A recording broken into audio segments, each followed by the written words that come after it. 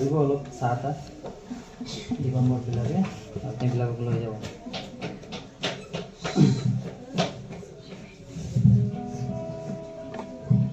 Hallelujah. Praise the Lord.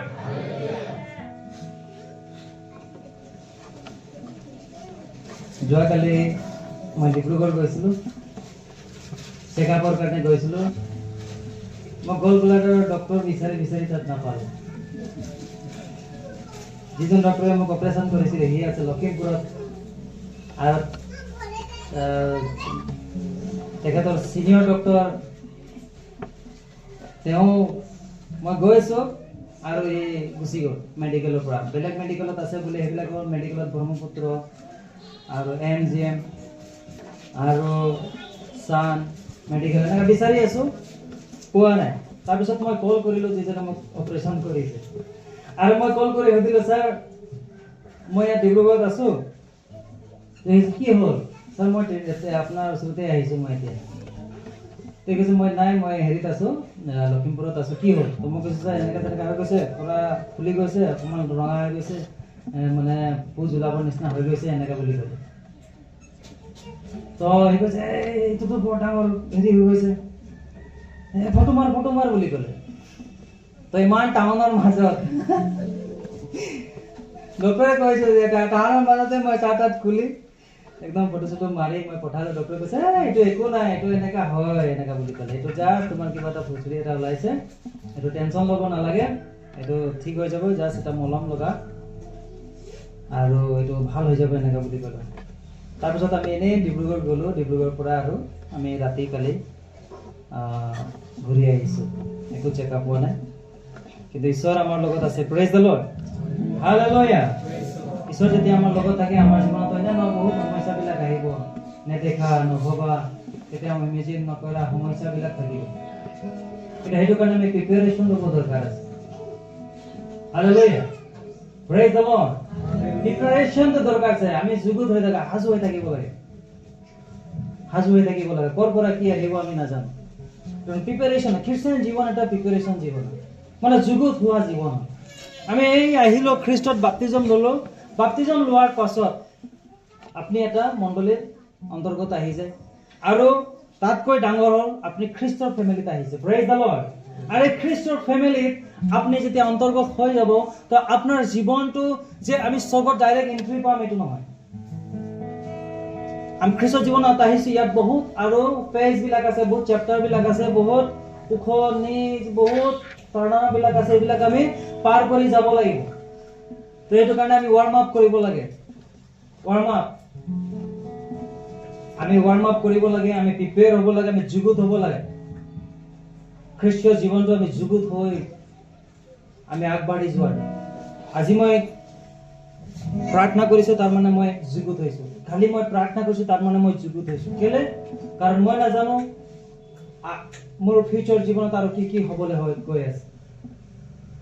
প্ৰিপেৰেশ্যনটো যুগুত হোৱাটো বহুত ইম্পৰ্টেণ্ট। আপুনি যেতিয়া মেট্ৰিক যিবিলাক লিখে তেওঁবিলাকক আপোনালোকে সুধিব পাৰে, যিবিলাকে এক্সামিনেশ্যন লিখিছে ইয়াতে বহি থকা বুঢ়া মা বাপবিলাকে, যিবিলাকে স্কুলত এক্সামিনেশ্যন লিখিছে, তেওঁবিলাকে জানে যে যুগুত হোৱাটো কেনেকা। পুৰা 7টা ছাবজেক্ট, কেইটা ছাবজেক্ট এতিয়া মেট্ৰিকত? কোনে দিব এই বছৰ মেট্ৰিক? বেছিদিন নাই, চেলিনা মেট্ৰিক দিবলৈ আগতীয়াকে গুচি গ'ল।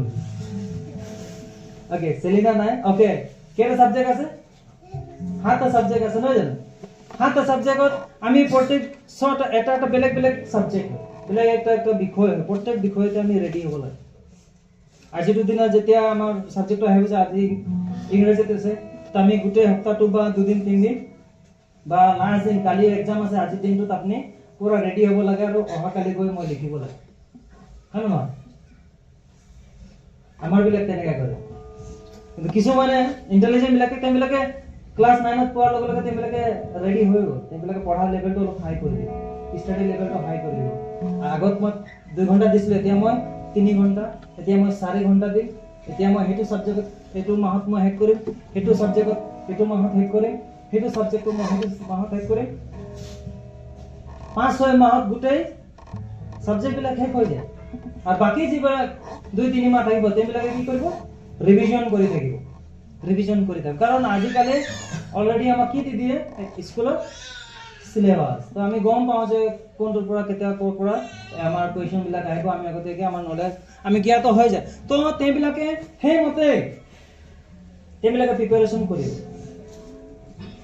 আৰু যুগুত হৈ থাকিব যেতিয়া এক্সাম হয় তেওঁবিলাকে আৰামকৈ লিখিব লাষ্ট ডেও তেওঁবিলাকে ধুনীয়াকৈ ৰিভিজন কৰিব কালি অংক আছে আজি ইংলিছ পঢ়ি নাযায় তেওঁবিলাকে কালি অংক আছে আজি অংকই পঢ়িব আৰু কালি গৈ ধুনীয়াকৈ লিখিব আৰু ক'ব যে মই আজিতো 80 মাৰ্কছৰ মই পুৰা কমপ্লিট কৰি আহিছোঁ কিন্তু মই 70 মান পাম নেকি টাৰ্গেটটো মই পুৰা 80 কৰিছোঁ কিন্তু 70 মান পাম নেকি কিবা কিবি আখৰ হেণ্ডৰাইটিং প্ৰব্লেম থাকিব পাৰে বা ক'ৰবাত গৈ কিবা মিষ্টেক হ'ব বানানবিলাক মিষ্টেক হ'ব পাৰে তো তেওঁবিলাকে তেনেকৈ কৰি ক'ব যে নাই মই 80 টাৰ্গেট কৰিছোঁ কিন্তু মই 70 মানতো মই পুৰা কনফাৰ্ম আছোঁ মই পাম কিয় তেওঁবিলাকে কয় কাৰণ তেওঁবিলাকে যুগুত হৈ তেওঁবিলাকে এক্সাম দিবলৈ গৈছে প্ৰেইজ দ্য লৰ্ড হালেলুয়া আমাৰ খ্ৰীষ্টান লাইফত আমাক যুগুত হ'বৰ কাৰণে এটা বস্তু দিছে কি আছে বাইবেল আছে প্ৰেইজ দ্য লৰ্ড আমি যদি খ্ৰীষ্টান আমি সবে ইয়াত পঢ়িব নাজানো বহুতে আছে পঢ়িব নাজানে বহুতে আছে লিখিব নাজানে বহুতে আছে ইয়াত কি আছে এইটো নাজানে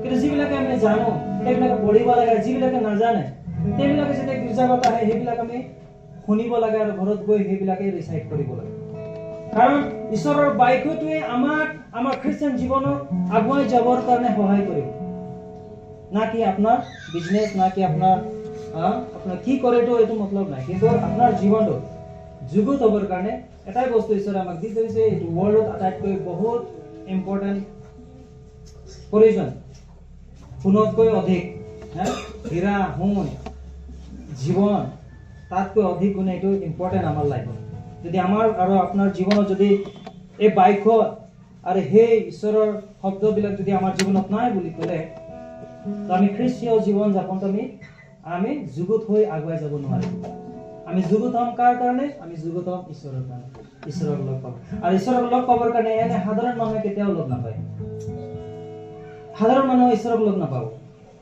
সাধাৰণ মই কিয় কৈছো যিবিলাক মানুহে বাইবেল নপঢ়ে যিবিলাক মানুহে ঈশ্বৰৰ বাক্য পালন নকৰে যিবিলাক মানুহে ঈশ্বৰৰ প্ৰতি একো মান সন্মান নাই যিবিলাক মানুহে ঈশ্বৰৰ প্ৰতি কোনো শ্ৰদ্ধা নাই কোনো প্ৰেম নাই সেইবিলাক এনেকা সাধাৰণ মানুহে কেতিয়াও লগ পাব নাই সেইটো কাৰণে বাইবেলে কৈছে আমি অসাধাৰণ মানুহ আমি এক্সট্ৰা অৰ্ডিনেৰী মানুহ হ'ব লাগে যিবিলাকে অদ্ভুত মানুহ বুলি এক্সট্ৰা অৰ্ডিনেৰী অদ্ভুত হ'ব লাগে আমি প্ৰেইজ দ্য লৰ্ড বাইবেল পঢ়া মানুহ বহুত অদ্ভুত আছে যিবিলাকে বাইবেল পঢ়ে যিবিলাকে বাক্যক ধ্যান দিয়ে যিবিলাক বাক্য খাই লয় বাক্যৰ জীৱন যাপন কৰে সেইবিলাকৰ জীৱনটো অদ্ভুত হৈ যায় কাৰণ সেইবিলাক যেতিয়া প্ৰাৰ্থনা কৰিব সেই বেমাৰীটো সুস্থ হৈ যায় তেওঁ কাৰোবাক কিবা এটা ভাল উপদেশ দিলে সেই উপদেশৰ মতে চলিলে তাৰ জীৱনটো উজ্জ্বল হৈ যায় কাৰণ তেওঁ বাইবেলৰ পৰা কৈ আছে এনে আমি জাগতিক সংসাৰৰ অন্যান্য ডাঙৰ ডাঙৰ জ্ঞানী কিতাপৰ পৰা নহয় কিন্তু আমি কাৰোবাক যদি শিক্ষা দিছো কাৰোবাক যদি আমি কিবা কৈছো তো আমি বাইবেলৰ পৰা কৈছো তো আমাৰ বাইবেলত বহুত আমাৰ জীৱনত এটা পাঠ হিচাপে আমি ল'ব লাগিব তো বাইবেলে আমাক এটা বস্তু আমাক কৈছে যেটো আমি ঈশ্বৰৰ কাষ চাপি যাবৰ কাৰণে এটা আজ্ঞা আমাক দিছে সেই আজ্ঞাটো হৈছে কি আমাৰ জীৱনত এটা স্পিৰিচুৱেল আধ্যাত্মিক জীৱনটো আমাক লাগে আধ্যাত্মিক জীৱনটো যদি আপোনাৰ নাই তো এতিয়া আমি খ্ৰীষ্টীয় ফেমিলিৰ পৰা আমি বাহিৰত আছো আধ্যাত্মিক জীৱনত বহুত মানুহে চলিবলৈ মন নাই আধ্যাত্মিক জীৱন চলিবলৈ মন নাই কোৱা মানে অৰ্থটো হৈছে কি প্ৰাৰ্থনা কৰিব নোখোজে বাইবেল পঢ়িব নোখোজে কোনোবাই শিক্ষা দিলে তেওঁ সেই শিক্ষা শুনিবলৈ মন নাই কোনোবাই সেই বাইবেলটো যি শিক্ষা দিছে সেইবিলাকে হ'ব এইবিলাকে সদায় শুনিছে এইবিলাকে একেবাৰে সহজ সৰলভাৱে লয় সেই মানুহবিলাকে আধ্যাত্মিক ক্ষেত্ৰত যাবলৈ মন নাই কিন্তু যদি আমি বাইবেলত চাওঁ একদম আৰম্ভণিৰ পৰাই যেতিয়া মানৱ সৃষ্টি কৰিলে মানৱ সৃষ্টি কৰাৰ পূৰ্বে পৰা আজিলৈকে যীশু খ্ৰীষ্ট অহা আৰু তাৰ পাছলৈকে ইভেন যীশু খ্ৰীষ্টও আধ্যাত্মিক ৰাস্তাটো বাছি ল'লে আৰু আমাৰ জীৱনটো আধ্যাত্মিক তাৰমানে আধ্যাত্মিক খ্ৰীষ্টীয় জীৱন যাপন খ্ৰীষ্টীয় লগত মিলি থাকিবৰ কাৰণে আত্মাত আৰু আগবাঢ়ি যাবৰ কাৰণে বিশ্বাসত আগবাঢ়ি যাবৰ কাৰণে প্ৰাৰ্থনাত আগবাঢ়ি যাবৰ কাৰণে ঈশ্বৰে কৈছে আমাৰ যেটো central life example central life যদি মই কম ওকে আমি সবে আমার সবরে ফ্যামিলি আছে না, সবাই আমি একটা পরিয়ালত আমি বাস কৰো, একটা পরিয়ালত আমি তো প্রত্যেকটা পরিয়ালের এটা একটা রুলস এন্ড নীতি নিয়ম থাকে না সবার একটা রুলস এন্ড নীতি নিয়ম প্রত্যেকটা ফ্যামিলিতে থাকে। এটা কিছুমান পরিয়ালত কি থাকে যে পুরুষ বিলাকে বজাৰ কৰি কৰে এক্সাম্পল, কিছুমান পৰিয়াল বিলাকে পুৰুষ বিলাকে বজাৰ নকৰে, কোনে বজাৰ কৰে? মহিলাবিলাকে। তো সেইটো নিজৰ নিজৰ পৰিয়ালত আছে। কিছুমান পৰিয়ালত সন্তান বিলাকে বজাৰ কৰে, মাৰ্কেটিং কৰে। তো এটা একটা সেন্টাৰ হয়। তো কাৰণ আমি তাৰ উপৰে নিৰ্ভৰ কৰে যে নহয় মোৰ দেউতাই বজাৰটো কৰিব, তো আমি নকৰিলেও হ'ব, কাৰণ ই যেতিয়া গৈছে তো কিবা আনিব, আমি বিশ্বাস কৰি তেওঁ কোনোবা ক'ব মায়ে গৈছে, এতিয়া ওলাই গৈছে কৰবাত গৈছে, আমি গম নাপাওঁ, কিন্তু আমি জানো যে সি ওলাই গৈছে যদি সি বজাৰটো কৰি আহিবই। বা কোনোবা ল'ৰা আমাৰ ঘৰৰ পৰা বা আপোনালোকৰ ঘৰৰ পৰা কোনোবা সন্তান যদি ওলাই গৈছে তো ক'ব যে ই নাই গৈছে, তো সি বজাৰটো কৰি আহিবই। সো আমাৰ সেন্টাৰটো মাৰ্কেট, শপিং, বাজাৰ তো কোনে কৰিছে? গোটেই পৰিয়ালৰ যিজনে কৰে সেইজনে কৰিব। তো আমাৰ খ্ৰীষ্টিয়ান জীৱন যাপনটো প্ৰাৰ্থনা কোনে কৰিব? আপুনি কৰিব, আপুনি এই সেন্টাৰ হ'ব লাগিব। Praise the lord. আপুনি ভাবিব লাগে যে মই যদি প্ৰাৰ্থনা নকৰো তো মোৰ পৰিয়ালটো চাগে কিবা হৈ যাব।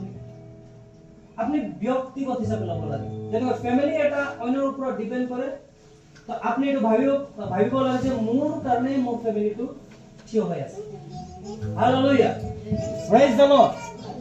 মোৰ কাৰণে মোৰ ল'ৰা ছোৱালী বিলাকে পঢ়াত আগবাঢ়িছে, আৰু ল'ৰা ছোৱালী এটা ভাবিব লাগে যে মই আৰু মোৰ ঘৰত মই অকলে আছো বা মোৰ ভাইটি ভণ্টি বিলাক আছে, আমি প্ৰাৰ্থনা কৰিম যাতে মা বাবা বিলাক ভালকে থাকে। Praise the lord. তো আপনি সেন্টার হ'ব লাগে, আপনি সেইজন ব্যক্তি হ'ব লাগে, কেন্দ্র হ'ব লাগে, আপনি সেন্টার হৈ যাব লাগে।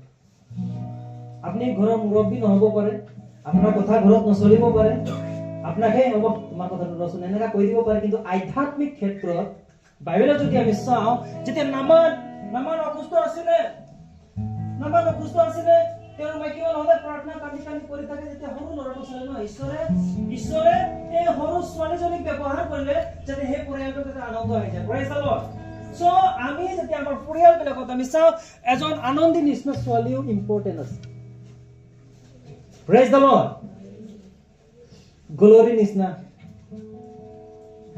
কিনা, নিহাৰিকা কিনা, মনিকা, মনিষা, আনন্দী, গ্লোৰি আৰু এলিনা নিচিনা ছোৱালীও এটা ঘৰখন চেঞ্জ কৰিব পাৰে। Praise the lord. Hallelujah, praise the lord. এই নামান ঘৰৰ কাৰণে সেই ছোৱালীজনী এটা সেন্টাৰ হৈ গ'ল। সেই মাইকী মানুহ তেওঁৰ কথা শুনিলে আৰু বিশ্বাস কৰিলে, কিজানি এই ছোৱালীজনী সঁচা কথা কৈছে, তো তেওঁ গৈ তাৰ মাইকী মানুহ গৈ নামানক কৈছে। Praise the lord.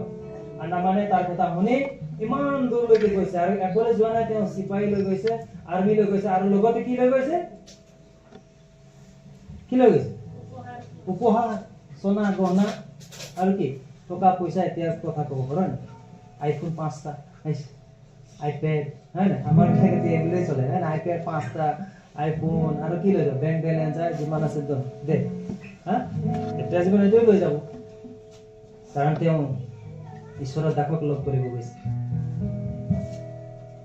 তো সেই ছোৱালীজনীৰ কাৰণে এজনৰ জীৱনত আনন্দ আহি গ'ল। Praise the lord. তো আমাৰ পৰিয়ালত আনন্দ আহি যাব। সেইকাৰণে ঈশ্বৰে কৈছে, সো আমি ফাস্টিং এন্ড প্ৰেয়াৰটো বহুত ইম্পৰ্টেন্ট আছে। অহা কালিৰ পৰা আমাৰ কি আছে? Fasting prayer. আমি ফাস্টিং প্ৰেয়াৰটো কিয় দৰকাৰ আছে? আমি কিয় নিজকে সেন্টাৰ বুলি মানিব লাগে যে ফাস্টিং প্ৰেয়াৰ এটা বহুত ইম্পৰ্টেন্ট ৰুল আছে? মই নকওঁ যে কৰবাত ফাস্টিং প্ৰগ্ৰাম অৰ্গানাইজ কৰিছে তাত আমি গ'লেহে, আমি তাত ভাগ ল'লেহে আমি ফাস্টিং প্ৰাৰ্থনা কৰিম। ন, সেইটো ৰং আছে। আমাৰ মণ্ডলীত আমি ফাস্টিং প্ৰেয়াৰ অৰ্গানাইজ কৰিছো, তো সবে আহিলে আৰু তাৰ প্ৰাৰ্থনাটো শুনিবইটো নহয়। আপুনি ব্যক্তিগত, আপুনি যেতিয়া ফাস্টিং প্ৰেয়াৰ কৰিব, অকলে যেতিয়া আপুনি ঈশ্বৰক সময় দিব, ঈশ্বৰে আপোনাক এই সেন্টাৰ কৰি দিব। Praise the lord. আপনাৰ বিনে একো নহব। আপনি নাথাকিলে এই ঘৰখন লৰচৰ হৈ যাব। আপনি নাথাকিলে কাৰো জীৱনত আশীৰ্বাদ নাহিব। আপোনাৰ কথা নুশুনিলে মানুহে একো দেখি নাপাব, কাৰণ আপনি সেন্টাৰ হয় আমাৰ মণ্ডলীৰ কাৰণে, আমাৰ পৰিয়ালবিলাকৰ, এই গাঁওখনৰ কাৰণে।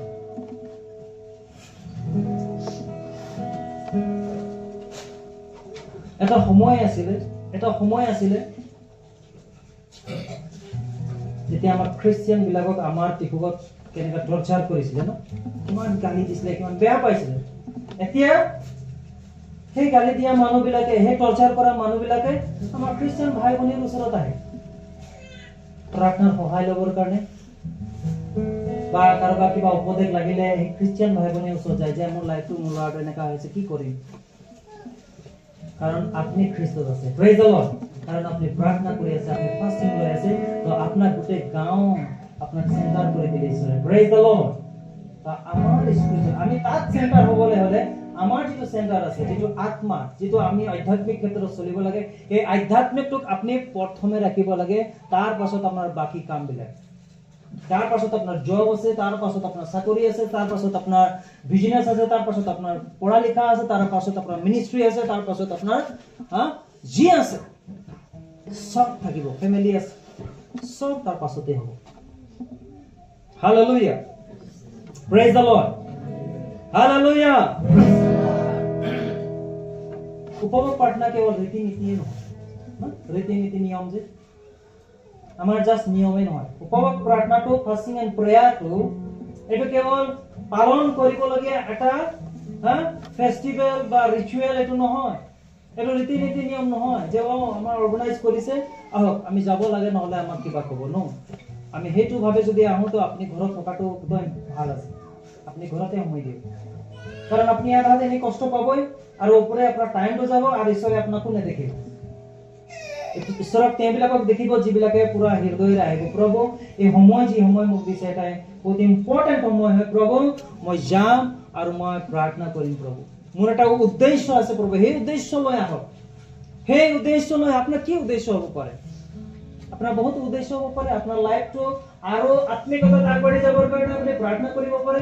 আপুনি আপোনাৰ ল'ৰা ছোৱালীক আৰু ভাল 10 বছৰ 20 বছৰ পাছত আপুনি ক'ত দেখিবলৈ ইচ্ছা আছে, সেইটো উদ্দেশ্য লৈ আপুনি আহিব পাৰে। আপোনাৰ পৰিয়ালটো আজি কি পৰিস্থিতি আছে, আপুনি 10 বছৰ পাছত আপুনি কি পৰিস্থিতি দেখিবলৈ মন আছে, সেইটোক লৈ আপুনি আহক প্ৰাৰ্থনা কৰিবৰ কাৰণে। তো প্ৰাৰ্থনাই আমাক কি কি কৰিব লাগে, কি কি কৰায়? ফাষ্টিং প্ৰাৰ্থনাই আমাক কিয় আমি ফাষ্টিং প্ৰাৰ্থনা আমি কৰিব লাগে? আমি বিশ্বাসী বিলাকে কি কি কিয় কৰিব লাগে? জেনেৰেলি মানুহে কেনেকৈ ফাষ্টিং কৰে? কেইদিন ফাষ্টিং প্ৰাৰ্থনা আছে? কেইদিন আছে? কিছুমানে 3 days আছে, আছে না? 3 দিন প্ৰাৰ্থনা আছে না ফাষ্টিং প্ৰাৰ্থনা? তাৰ পাছত কেইদিন থাকে? 7 দিন কৰে, 14 দিন কৰে, 21 দিন কৰে, আৰু কেইদিন কৰে? 40 দিন কৰে। কিন্তু আপোনালোকক মই এটা কথা কওঁ, ইয়াৰ ভিতৰত সবচেয়ে ইম্পৰ্টেণ্ট কোনটো হয়? কোনটো সবচেয়ে ইম্পৰ্টেণ্ট হয়? 3 দিনীয়াটো ইম্পৰ্টেণ্ট নে 7 দিনীয়াটো ইম্পৰ্টেণ্ট নে 14 দিনীয়াটো ইম্পৰ্টেণ্ট না 21 দিনীয়া নে 40 দিনীয়া? কোনটো দিন ইম্পৰ্টেণ্ট হ'ব? কিছুমানে কৈছে 3 দিন, কিছুমানে আৰু 40 দিন, 3 দিন। Okay, praise the Lord, hallelujah. ঈশ্বৰে সব ফাষ্টিংৰ ৰেসপেক্ট কৰে। Praise the Lord, hallelujah. আপনি যদি একদিনও করে না, এটা তো ঈশ্বরে সন্তুষ্ট আছে। আমেন। আপনি একদিন আহিছে প্রভু মই নোৱাৰিছো আৰু একদিন কৰিছো প্ৰভু মই একদম পুৰা ডিটেইলি মোৰ মগজৰ পৰা আৰু কি কি আছে সব সাইডত ৰাখিছো মই। একদিন আহিছো প্ৰাৰ্থনা কৰিছো, ৰেসপেক্ট কৰি গৈছে আপোনাক। হালেলুয়া। আপনি 3 দিন কৰিছে, আপোনাক ঈশ্বৰে ৰেসপেক্ট কৰিব। হালেলুয়া। আপোনাৰ প্ৰাৰ্থনাটো ঈশ্বৰে শুনিব। আপনি 7 দিন কৰিছে, ঈশ্বৰে শুনিব। আপনি 21 দিন কৰিছে, ঈশ্বৰে শুনিব। আপনি 40 দিন কৰিছে, ঈশ্বৰে আপোনাৰ প্ৰাৰ্থনা শুনিব। কিন্তু দিনটো ঈশ্বৰে হিসাব নকৰে। ঈশ্বৰে হিসাব কৰে আপনি কি হৃদয় লৈ আহিছে। আমেন। ঈশ্বৰে আপোনাৰ হৃদয় চাই, না কি আপোনাৰ কাম। হালেলুয়া। আপনি 40 দিন কৰি দিব পাৰে, কোনোবা এজন 39 days কমজোৰে ঘূৰি যাব পাৰে, কিন্তু আপনি 40 দিন কৰিছে বুলি থ্যাংক ইউ ক'ব নালাগে। আপনি ক'ব লাগে প্ৰভু আপনি মোক কাগজ দিলে আহিবৰ কাৰণে। Praise the lord, hallelujah. মই 40 দিন কৰিছো, আৰু 1 মাহৰ পিছত মই আৰু 40 দিন ষ্টাৰ্ট কৰিম। হালেলুয়া। সেইটো মন লয়, সেইটো মন যেতিয়া আপুনি ৰাখিব, ঈশ্বৰে আপোনাক আশীৰ্বাদ দিব। সেইটো কাৰণে ফাষ্টিং এণ্ড প্ৰেয়াৰ নিয়ম বনাই দিব নালাগে, নিয়ম বনাব নালাগে।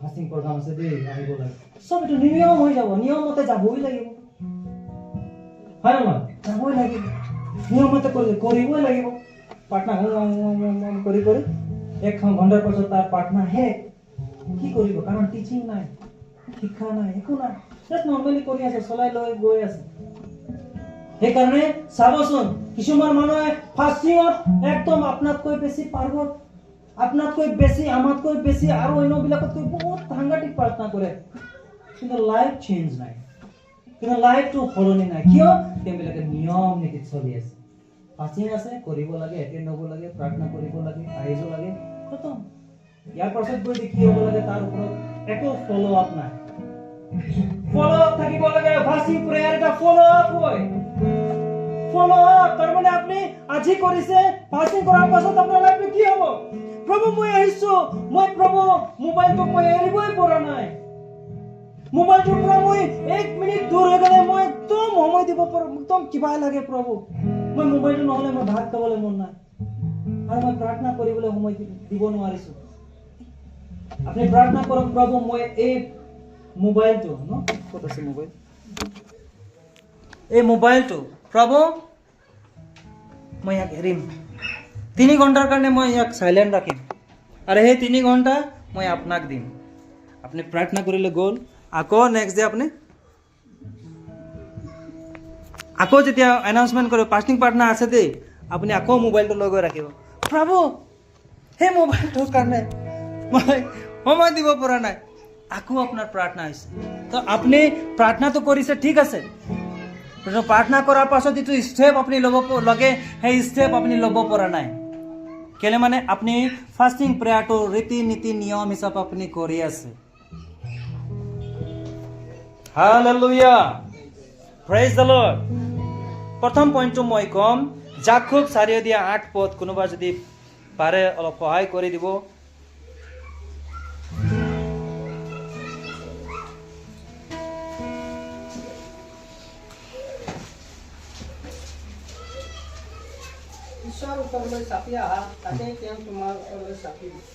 Praise the Lord.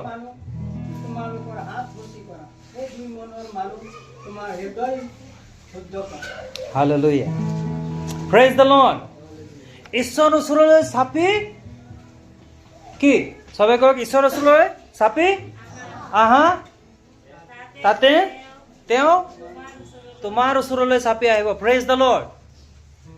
So আমি ঈশ্বৰৰ ওচৰত চাপিবৰ কাৰণে আমি আৰু এনেকা গ'লে নহ'ব ঈশ্বৰে এটা পদ্ধতি দেখাইছে এইটো হৈছে এটা ৰাস্তা আছে এইটো হৈছে ফাষ্টিং প্ৰেয়াৰ যদি আপুনি ঈশ্বৰৰ ওচৰত যাব মন আছে তো আপুনি ফাষ্টিং প্ৰাৰ্থনাটো কৰা দৰকাৰ আছে কাৰণ যীশু খ্ৰীষ্টই যেতিয়া তেওঁ মিনিষ্ট্ৰি ষ্টাৰ্ট কৰিছিলে তেওঁ এই জগতত তেওঁ আহাৰ পাছত তেওঁ কি কৰিছে প্ৰথম তেওঁ মিনিষ্ট্ৰি এন্ট্ৰি নোৱাৰ আগত কি কৰিছে তেওঁ 40 দিন ফাষ্টিং প্ৰেয়াৰ কৰিছে প্ৰেজ দ্য লৰ্ড তেওঁ জানে ফাষ্টিং প্ৰেয়াৰটো কিমান ইম্পৰ্টেন্ট সেইকাৰণে এটা আৰ্হি দেখাই গ'ল আমাক যে আমিও ফাষ্টিং প্ৰেয়াৰটো আমি কৰিব লাগে ফাষ্টিং প্ৰাৰ্থনাটো আমি যাব লাগে যেতিয়া আপুনি ফাষ্টিং প্ৰেয়াৰটো হৈছে কি আমি ঈশ্বৰৰ ওচৰত আমি যোৱাটো আৰু তেওঁতো নিশ্চয় আহিব আপুনি যিমান যাব সিমান আহিব আৰু যেতিয়া আমি যাম তো ঈশ্বৰে আমাক সহায় কৰিব অলপ পাছত কি কৈছে তোমাৰ যিটো ডিস্টাৰবেন্স বিলাক আছে অসুবিধা বিলাক বাধা বিলাক আছে যে এটা এক্সাম্পল মই মোবাইলটো এৰিব পৰা নাই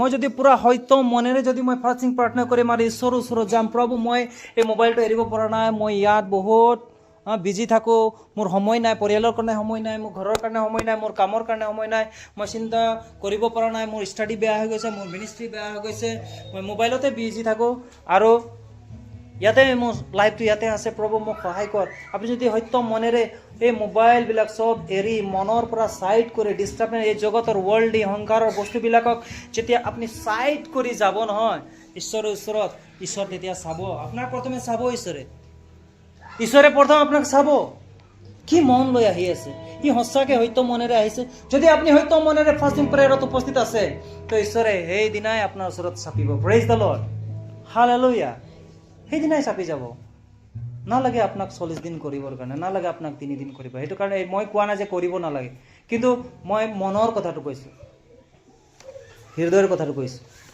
আপুনি 40 দিন কৰিও যদি আপুনি ঈশ্বৰৰ ওচৰত চাপিব পৰা নাই, এৰিব পৰা নাই, বস্তুবিলাকক চাইড কৰিব পৰা নাই, বাধাবিলাকক, এই জগতৰ বস্তুবিলাকক যদি আপুনি চাইড কৰিব পৰা নাই, তো ঈশ্বৰে আপোনাৰ ওচৰত চাই থাকিব। কেতিয়া তেওঁৰ মনটো খুলিব? ফাষ্টিংটো কৰিছে, কিন্তু মনটো কি চাপা পৰা নাই। মনৰ পৰা তেওঁ মগজৰ পৰা মোবাইলটো এৰি দিব পৰা নাই, মগজৰ পৰা তেওঁ বস্তুবিলাক চাইড কৰিব পৰা নাই। মই শুনিবলৈ পাইছোঁ কিছুমান মানুহবিলাকে মুগুৰি আঁকৰা যায় বুলি মোক কৈছে।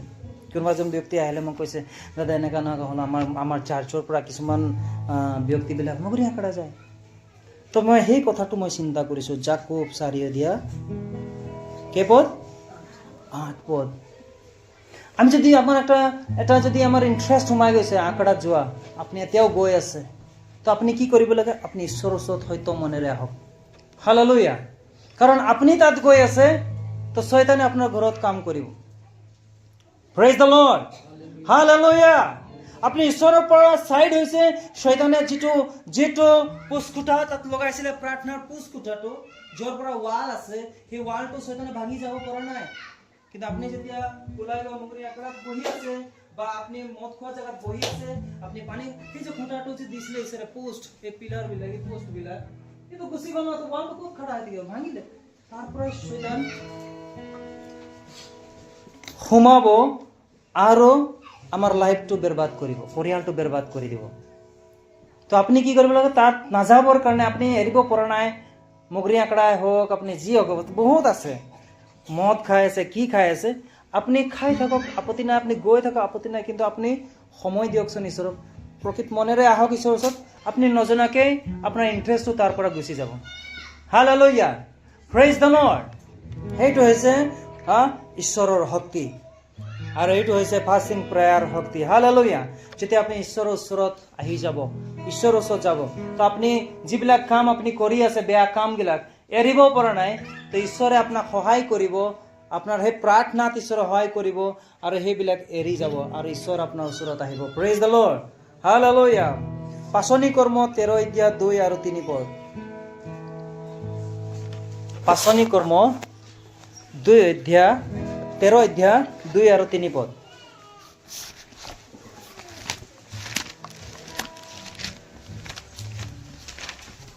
তাতে এটা ইম্পৰ্টেণ্ট, আমি 2 নম্বৰ পইণ্টটো চাম। প্ৰথমটো হৈছে আমি প্ৰভুৰ ওচৰলৈ চাপি যোৱা। য়েছ।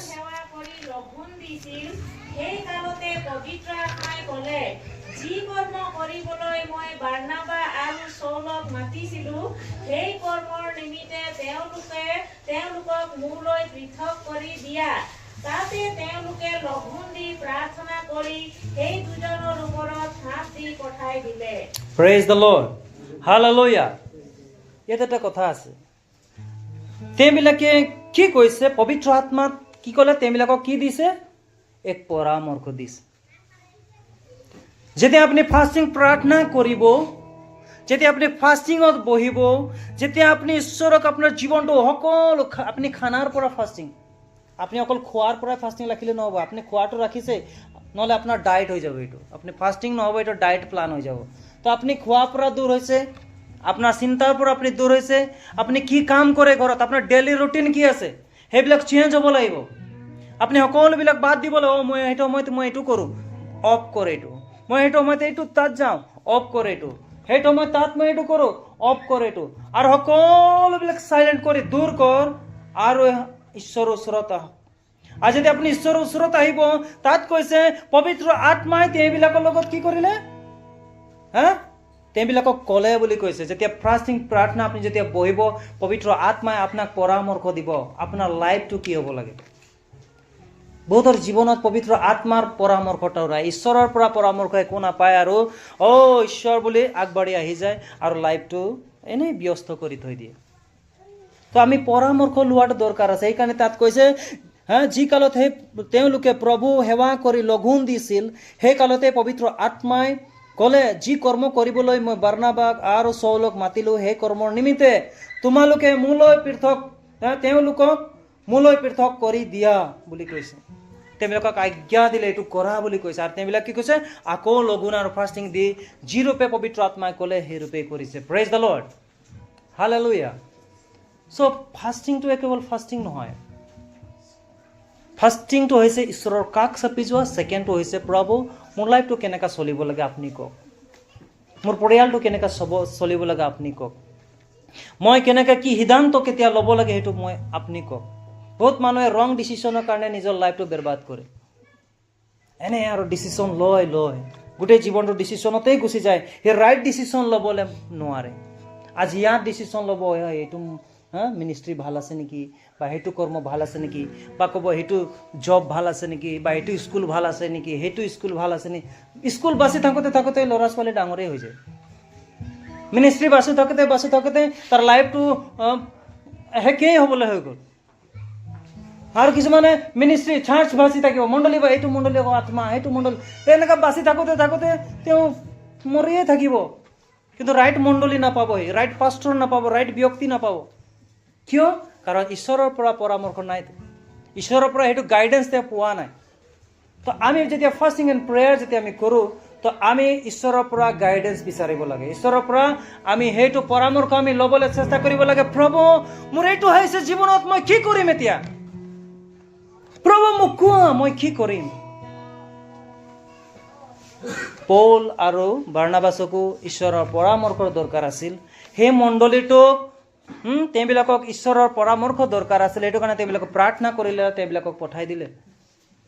তো আজি আমি যিমানে ইয়াত আছোঁ, আমি কিমানে ঈশ্বৰৰ পৰা পৰামৰ্শ লৈ আমি ঈশ্বৰৰ কাৰ্য কৰি আছোঁ, বা আমাৰ জীৱনটোক আমি চলাই আছোঁ।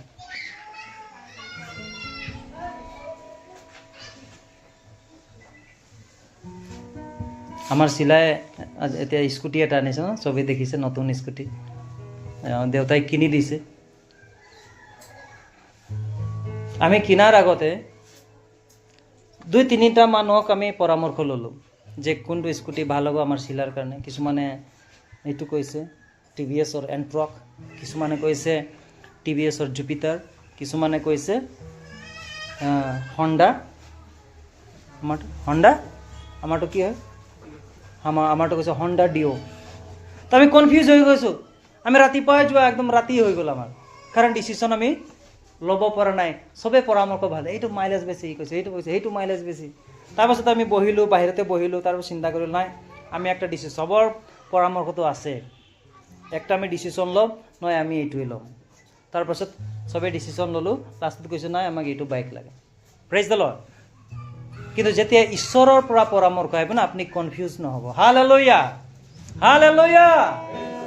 আপুনি পৰামৰ্শ যেতিয়া ঈশ্বৰৰ পৰা, আত্মাৰ পৰা আহিব, আপুনি কনফিউজ নহ'ব, আৰু আপোনাৰ লাইফটো আপুনি কি হ'ব, ৰিগ্ৰেট কেতিয়াও নকৰিব, আপুনি কেতিয়াও আফচোচ নকৰিব আপোনাৰ খ্ৰীষ্টিয়ান জীৱনটোক লৈ। কি কাৰণে যে খ্ৰীষ্টান লৈ এইটো আপোনাৰ মুখৰ পৰা কেতিয়াও নোলাব। কি কাৰণে যে মই সেইটো দায়িত্ব লৈছোঁ, সেইটো আপোনাৰ পৰা কেতিয়াও ৰিগ্ৰেটটো নোলাব। কিয়? পৰামৰ্শ ক'ৰ পৰা আহিছে? পবিত্ৰ আত্মাৰ পৰা আহিছে। Praise the lord, hallelujah, praise the lord. তো আমি পৰামৰ্শ, ফাষ্টিং এণ্ড প্ৰেয়াৰ, এতিয়া কালিৰ পৰা আমাৰ ফাষ্টিং প্ৰেয়াৰ আছে। ফাষ্টিং প্ৰেয়াৰ যেতিয়া আপোনালোকে আহে, প্ৰথম হৈছে আমি ঈশ্বৰৰ কাষ চাপিবৰ কাৰণে আহিব লাগে। প্ৰভু মই সকলোবিলাক বাদ দিছোঁ, সকলোবিলাক মই এৰিছোঁ প্ৰভু, আৰু মই আপোনাৰ ওচৰত আহিছোঁ। ছেকেণ্ড হৈছে প্ৰভু আপুনি কওক মোৰ জীৱনত মই কি কৰিম, মোৰ জীৱনটো আপুনি কি বিচাৰে প্ৰভু, আপুনি মোক এনেকৈ ৰাখিবলৈ মন আছে নেকি, আপুনি মোৰ জীৱনটো, মোৰ পৰিয়াল জীৱনটো এনেকৈ থকাটো আপুনি বিচাৰে নেকি প্ৰভু? আপুনি যদি নিবিচাৰে প্ৰভু, মোৰ জীৱনটো, মোৰ পৰিয়াল জীৱনটো, মোৰ লাইফটো, ব্যক্তিগত জীৱনে হওক, আপোনাৰ মিনিষ্ট্ৰিটো হওক, আপুনি কওক প্ৰভু মই কেলে ইয়াতে আছোঁ। যদি আপুনি এনেকৈ বিচাৰে, থেংক ইউ লৰ্ড, কিন্তু আপুনি মোক ক্লিয়াৰিফিকেশ্যন দিয়ক, আপুনি স্পষ্টৰূপে মোক কওক যে তোমাৰ দায়িত্বটো এইটোৱে আছে, তোমাক মই এনেকৈ ৰাখিব বিচাৰিছোঁ। তেতিয়া আপুনি আনন্দ কৰক, কাৰণ ঈশ্বৰে আপোনাৰ জীৱনটো তেনেকৈ বিচাৰি আছে। কিন্তু যদি আপুনি একদম যিমান চেষ্টা কৰিছে আপুনি নোৱাৰিছে, আপুনি কোৱাটো দৰকাৰ। যেতিয়া ঈশ্বৰে ক'ব নহয় তুমি এইটো কৰিব লাগে, তো আমি যেতিয়া এইটো কৰিম ন, সেই পৌল আৰু বাৰ্নাবাছৰ দৰে আপোনাৰ জীৱন আৰু সেইটো মণ্ডলীৰ জীৱন যেনেকৈ ঈশ্বৰে সলনি কৰিলে, তেনেকুৱা আপোনাৰ জীৱনো ঈশ্বৰে সলনি কৰিব। মথি লিখা 4 অধ্যায় 1 পদ, তাত কৈছে আধ্যাত্মিক শক্তি পাবলৈ যীশু খ্ৰীষ্টৰ বিষয়ে তাত লিখা আছে। যীশু খ্ৰীষ্টই 40 দিন প্ৰাৰ্থনা কৰিলে, কিয়?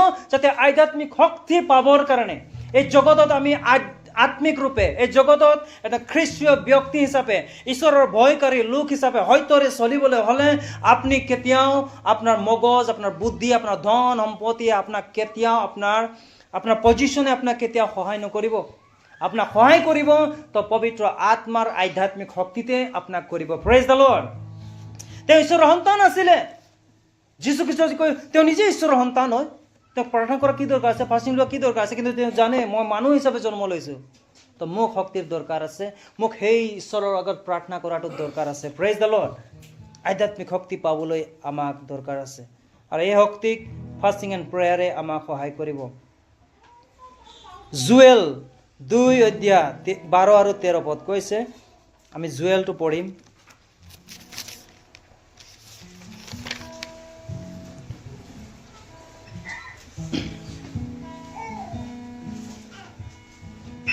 কিয়নো জিহুৱাই দিন মহৎ আৰু অতি ভয়ানক, কোনে তাক সহন কৰিব পাৰে? তথাপি জিহুৱাই কৈছে, এতিয়াও তোমালোকে তোমালোকৰ সমস্ত মনেৰে লঘোণ ক্ৰন্দন আৰু হুকেৰে মোলৈ ঘূৰা, আৰু তোমালোকে তোমালোকৰ বস্ত্ৰ নিচিৰি মনেহে চিৰি তোমালোকৰ ঈশ্বৰ জিহুৱালৈ ঘূৰা,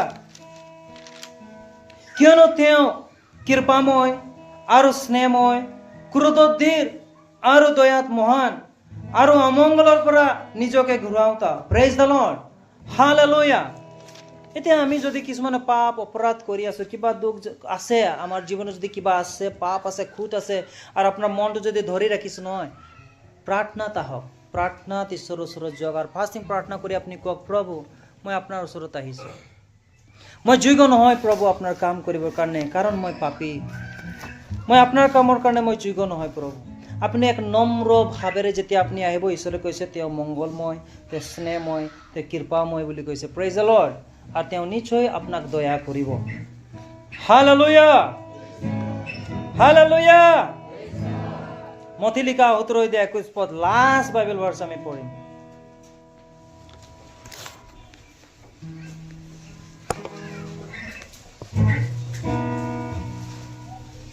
কোনোবা যদি পাইছে 17:21 পদ।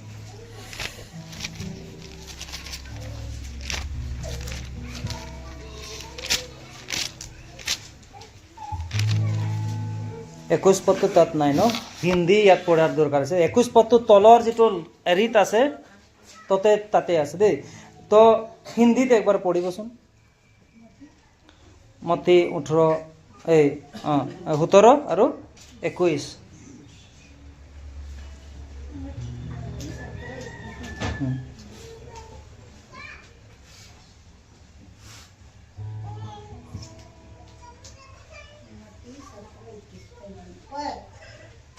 यह जाति बिना प्रार्थना और उपवास नहीं निकलती।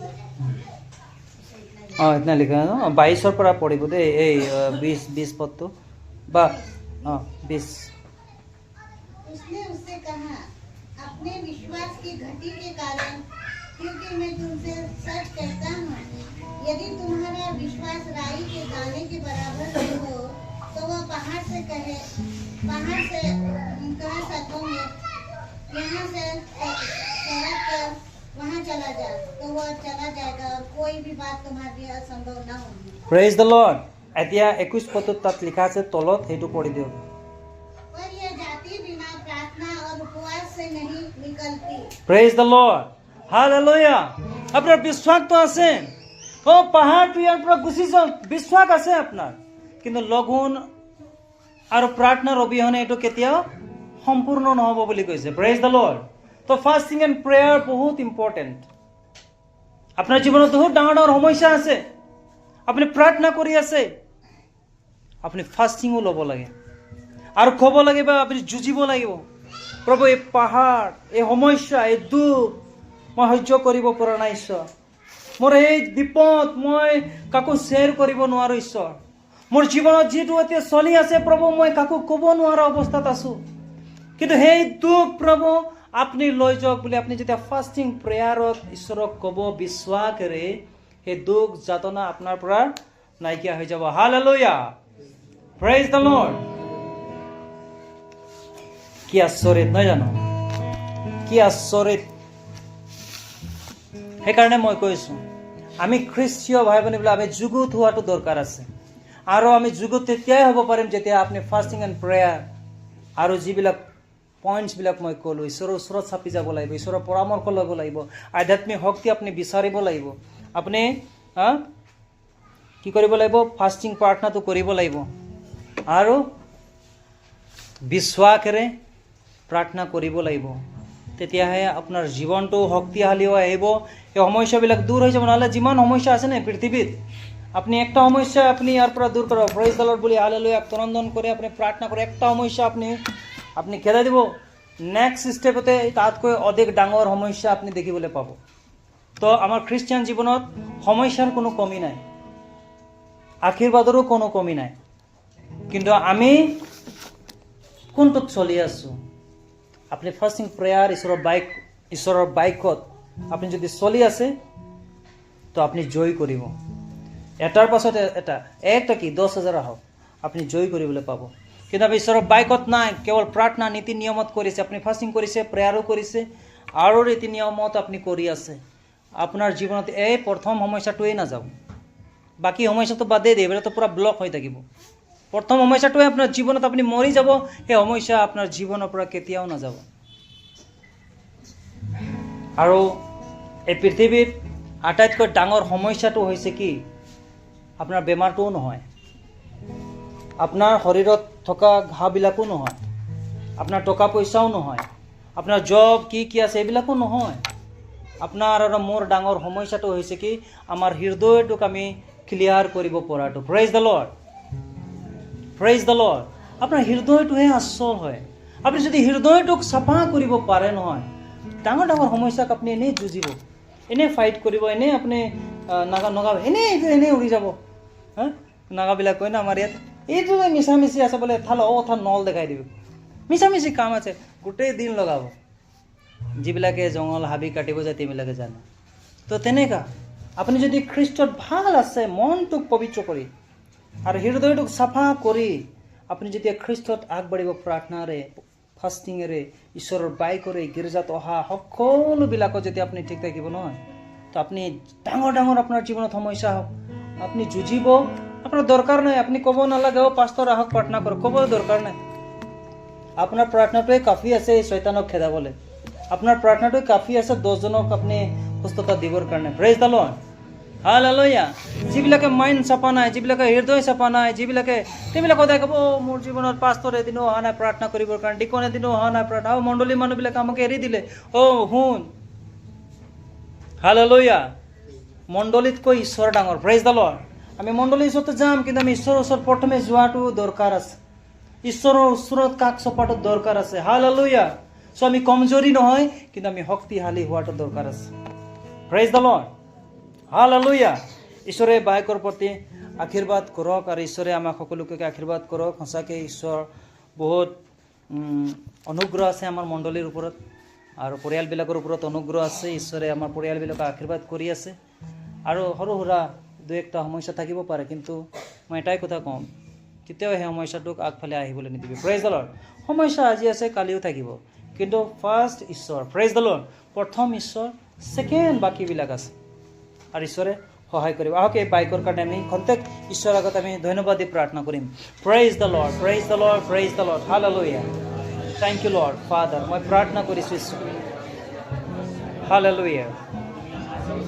লৰ্ড মই প্ৰাৰ্থনা কৰিছোঁ বাইকো বহুত ইম্পৰ্টেণ্ট, বহুত প্ৰভু মই ধন্যবাদ দিছোঁ আজি যে মোক প্ৰভু আপুনি সহায় কৰিলে, আৰু মই প্ৰাৰ্থনা কৰিম। মই প্ৰভু এই বিষয়বিলাক লৈ মই প্ৰাৰ্থনা, এভৰি প্ৰভু সমস্যাক লৈ মই আহিম প্ৰভু, প্ৰত্যেকটো অসুবিধাক লৈ মই আহিম প্ৰভু, ঈশ্বৰৰ কাৰ্যক লৈ মই আহিম প্ৰভু। মোৰ যি প্ৰগ্ৰাম প্লানবিলাক আছে সকলোবিলাক মই আনিম প্ৰভু আপোনাৰ ওচৰত, আৰু মই ফাষ্টিং এণ্ড প্ৰেয়াৰ কৰিম, কাৰণ আপোনাৰ বাইবেলত কৈছে ঈশ্বৰ ৰীতি নীতি নিয়ম হিচাপে নহয় প্ৰভু, কিন্তু প্ৰভু মই আপোনাৰ বাইক সত্যৰূপে পালন কৰিবৰ কাৰণে যাতে মই আহিম, তাৰ কাৰণে মই প্ৰাৰ্থনা কৰিছোঁ। Hallelujah, hallelujah, hallelujah.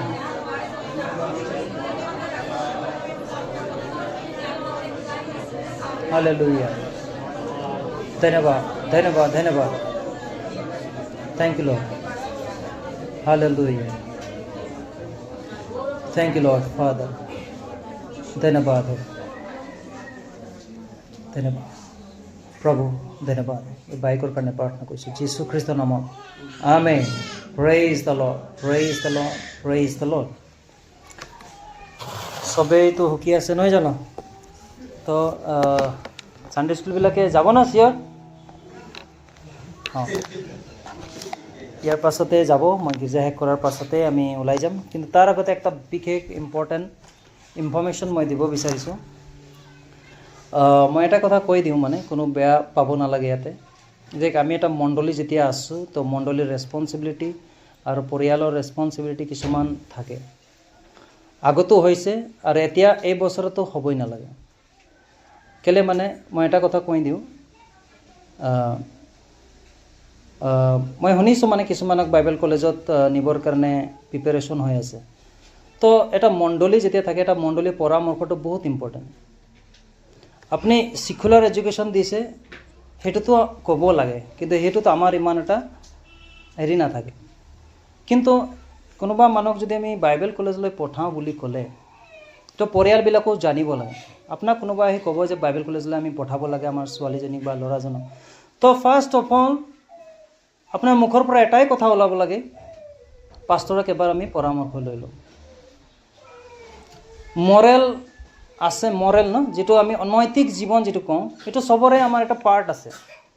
আমি কাৰোবাৰ ঘৰত প্ৰাৰ্থনা কৰিছোঁ, এইটো চবৰ কাৰণে অপেন আছে। কিন্তু ডিচিশ্যন ল'বৰ কাৰণে অনলি চাৰ্চৰ অধিকাৰ আছে। ডিচিশ্যন লোৱাত যিকোনো ডিচিশ্যন হ'ব পাৰে। আপুনি বিয়া পাতিব, ল'ৰা চাব, এই ডিচিশ্যনটো তেওঁবিলাকৰ হ'ব, কিন্তু বিয়া পতাটো আমাৰ ডিচিশ্যন হ'ব। ল'ৰাজন যোগ্য আছেনে নাই, ছোৱালীজন যোগ্য আছে নাই, কোনটো মণ্ডলীৰ পৰা, কি মণ্ডলীৰ পৰা, এইবিলাক চাব লাগে। 2 দিনৰ